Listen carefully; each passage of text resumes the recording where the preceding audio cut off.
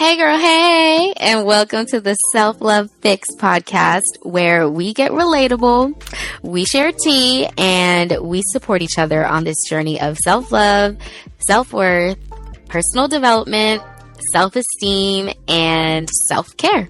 Because why wait until it's too late to start becoming the best version of ourselves? Let's start today.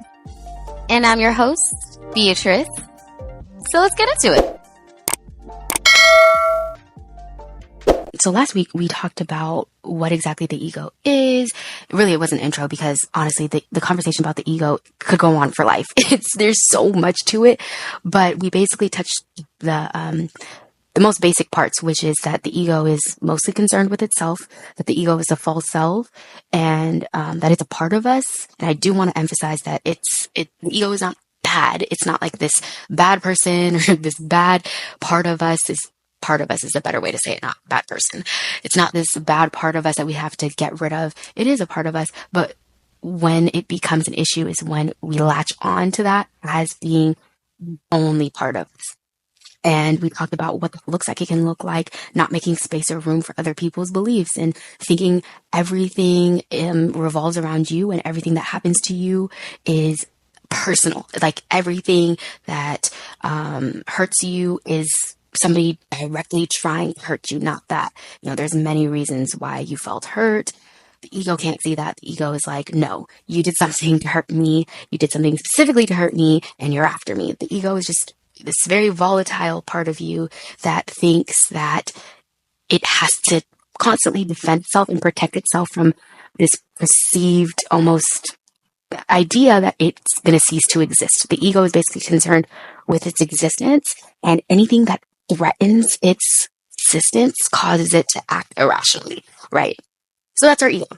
But our ego also, on the flip side, on the positive side, our ego also helps us with boundaries, because without an ego, we wouldn't know where we end and where someone else begins.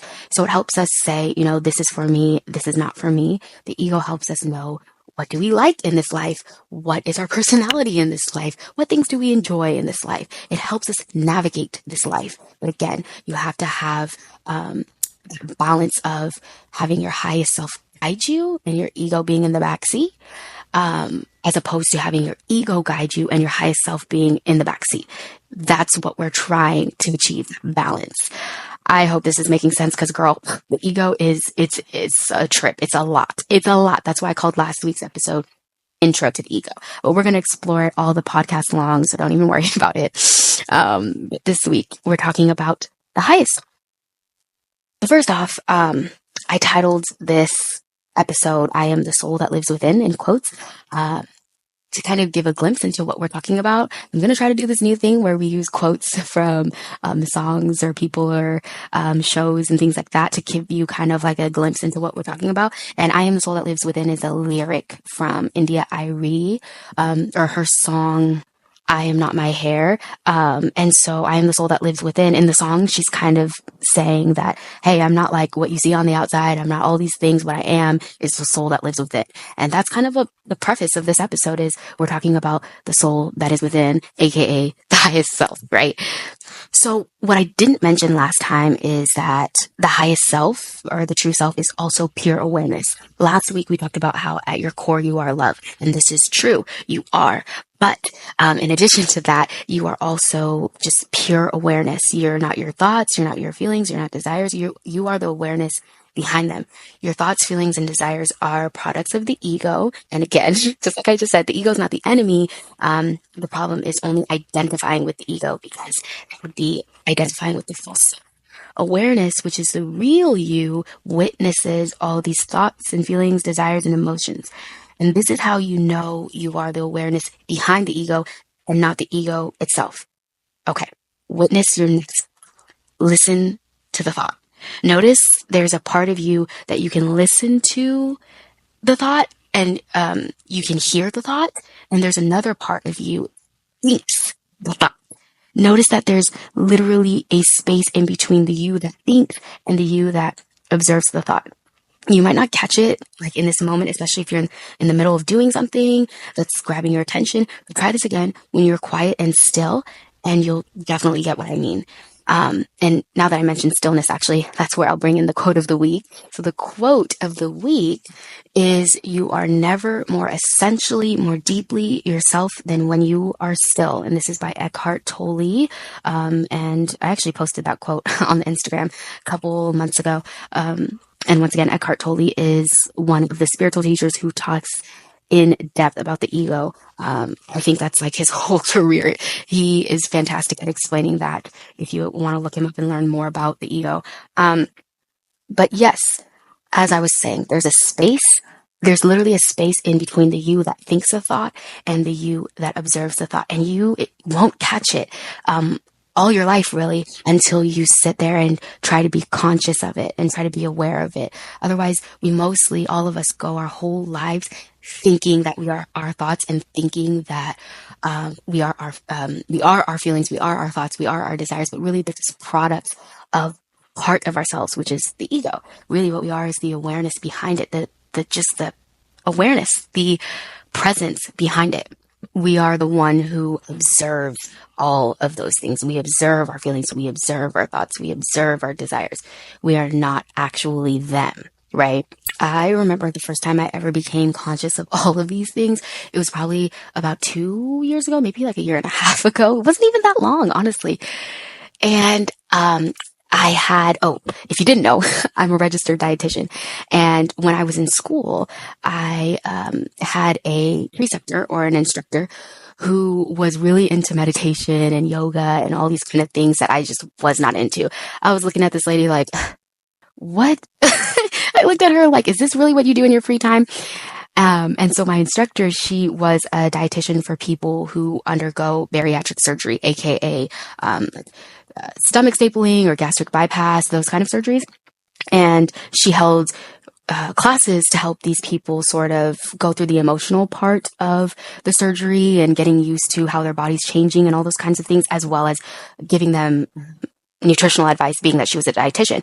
But she, being somebody who's very into meditation and spiritual practices, she incorporated meditation into the group classes for the emotional support and the group support for the people who underwent the surgeries.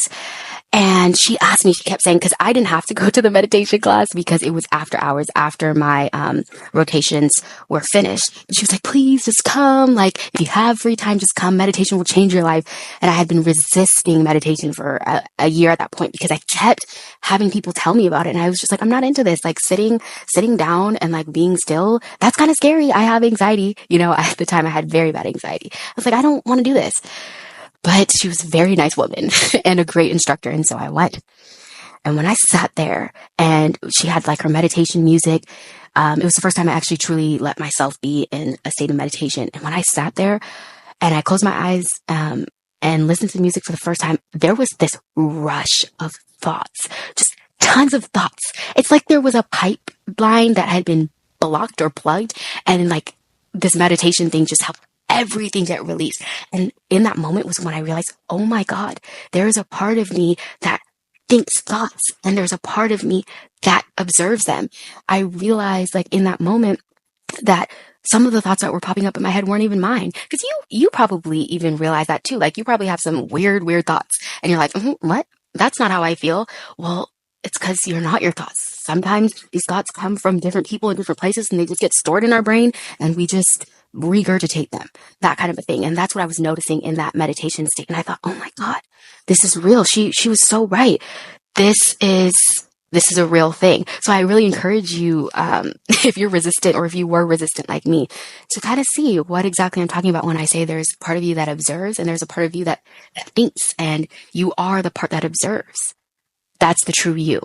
I remember actually the next day going to the grocery store after this little meditation session happened. That is, the next day I went to the grocery store and I remember just being so conscious and aware of all of these thoughts that were in my head. It kind of freaked me out because I would realize that there were these thoughts in my head that were like judging people, or there were these thoughts in my head that felt judged by people who didn't even say anything to me at all, or just it was just all these thoughts. I just became super conscious of all these thoughts in my head. And I thought, oh my God, this is crazy. how did I never notice this all my life? Because most of us go our whole lives kind of like, when the thought comes, we just unite with it and we go with it and we flow with it and we carry ourselves with it. So we don't even know that there's a separation. But when you become aware of it, it's pretty life changing. And I'm not going to lie, in the beginning, it's a bit trippy. It's really trippy, but it's part of, I don't know, it's part of the healing, is learning about your ego self and learning about the thoughts that are behind who you really, really are. So, okay, so going deeper into the true self and into awareness. So awareness is pure consciousness. Awareness exists in the present moment. And with ego does not know how to do that. Ego does not live in the present moment. Ego lives in the future, and ego lives in the past. And we know this because, for example, anybody who's experienced anxiety, sometimes I still have anxiety from time to time. Anxiety is being kind of obsessed with something that might happen in the future, or really tripping off of something that already happened in the past that you can't control. That's an example of ego. That's what the ego does. It's obsessed with, something that happened in the past, such as maybe you've accomplished something really, really great in the past, and that's all you can talk about. Even though it doesn't apply to you today, that's all you can talk about because you feel like that's what gives you your sense of self. You feel like that's what gives you something to be validated by. Or maybe you jump over to the future. Maybe you don't like how your life is right now. And so you think about, I can't wait until I have a partner. I can't wait until I have it all figured out and I have my own house and I'm not here anywhere but here. That's where I want to be. And so living, constantly juggling in between the past and the present. That's where the ego lives, because past and the future, because the ego does not like to be right here, right now, because the ego wants to know that it sounds crazy. It wants to know that it's going to survive whatever has happened in the past or whatever will happen in the future. It doesn't like to be right here, right now, but awareness, your true self, exists in the present. And I'll tell you something, if you can get yourself to be in the present moment, and you can get yourself to live your life moment by moment, something magical happens. Something crazy happens. You experience your true self. You get a glimpse into who you really, really are if you can stay right in this moment right now and not be preoccupied with what's happened before and not be preoccupied with what's going to happen. You can really get in touch with who you really are if you stay present. Because the truth is, all we ever have is right now. Is who you were in the past, who you are now, whether it was good or bad, is that who you are now in this moment? No. Is who you will be in the future, who you are now? No, because you don't even know what's going to happen in the future, right? All you have is right now, and that's who you are. Who you are is who you are in the present moment. So that is another aspect of who your true self is, right? And another aspect of who your true self is, like I alluded to last episode, is that you're pure love. And in being pure love, that means that the highest self seeks to know and understand others outside of itself and to love unconditionally because it is love. And because it holds spaces, because it is love, it holds space for different experiences, different beliefs, and different views, because it understands that there is not one reality. There's your reality, there's her reality, there's their reality, there's all these different kinds of realities. And love, which is who you are at your core, is able to hold space for that, is able to have understanding that your ego self can't have. Your ego can't understand. Your ego's like, it's all about me. It's literally all about me, right? But your highest self is like, no, there's other people in this world. There's other views in this world. There's other beliefs in this world. I may not understand why they think the way they do, or that they live the way they do, or believe the way that they do. But I also understand that in their world and in their life, it's a very real experience for them, right?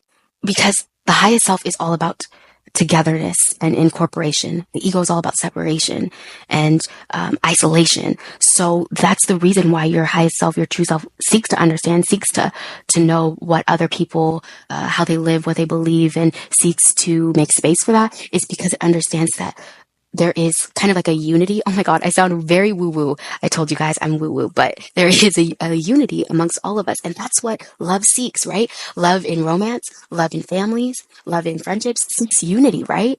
But ego seeks separation. It's like, no, it's all about me.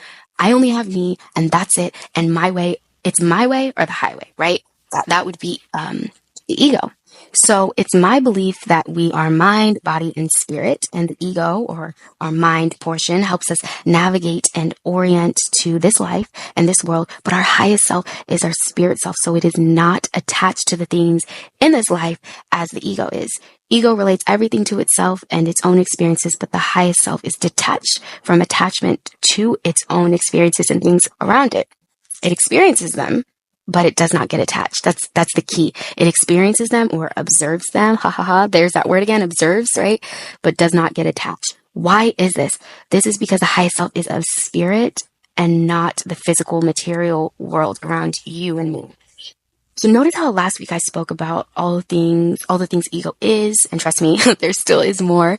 That was just an intro. And notice how this week, when I talk about the true self, there's much less to say. This is because your highest self really is love and awareness. Your highest self really is spirit.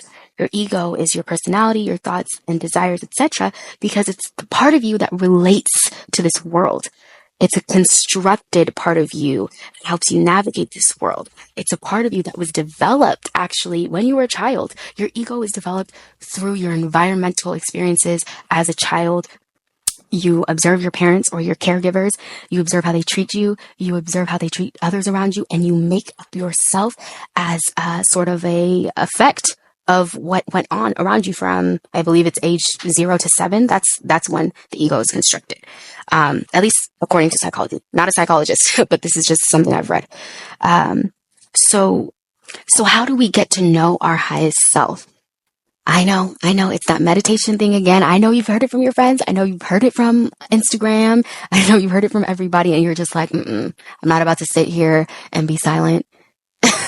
It doesn't make any sense. It's not going to do anything for me, but I promise you, even if you don't like meditation, if it's not for you, just being still can help you get to know your highest self. Just sitting in silence can really help you get to know your highest self and be in tune. Now, if you do it for a minute, you're obviously not going to get anywhere. But if you sit there for like a good 5 minutes minimum, you will really start to feel and get in tune with your highest self. And the presence of your true self is incredible. There's really no words to describe it. I can't bring the words to describe it, but when you feel it, you'll know it. You'll know it. And it's incredible. So you navigate this life with both the ego and the highest self. I want to emphasize that. But I also want to emphasize that to live a rich, abundant life, once again, we want the highest self in the driver's seat and the ego along for the ride. Kind of pointing out things here and there, kind of keeping some things in check in terms of making sure we're not in danger, making sure we're not putting ourselves at risk. The ego helps us do that too. Again, it's all about survival. The main thing with the ego is to help you survive this life, right? But if it gets out of hand, then it starts thinking that anything is a threat. It starts thinking that somebody with a different belief set is a threat. It starts thinking that somebody who's looking at you funny is a threat. We don't want that. We just want it to help us stay away from real danger, not perceived danger. That's why we want to keep it along for the ride. So, and I want to emphasize also that in this life, we need balance. We can't be all spirit in a world like this. That's going to have you run into some problems. There should be a balance. There really should be. Because if we're all spirit and don't have ego in the back seat, we won't be able to have boundaries. We won't be able to enjoy our favorite hobbies. We won't be able to share opinions on things, that relate to our experience. We won't be able to have a sense of personality in this life. We just won't, because then we'd just be awareness and which is wonderful, being awareness and being love, but we are also living in this life, in this world, right? So, but in the same breath, we also can't all be ego, because then we won't be able to create space for others' opinions. We won't be able to love, and we won't be able to know who we truly are at our essence. So everything in this life needs balance. We need both, right? Thank you so much for tuning into this week's episode of the Self-Love Fix podcast. I hope that you learned a thing or two about the highest self. I hope now the balance of the highest self and the ego makes more sense to you. And I will catch you next time. Have a great weekend. Have a great week. Thank you so much for tuning in.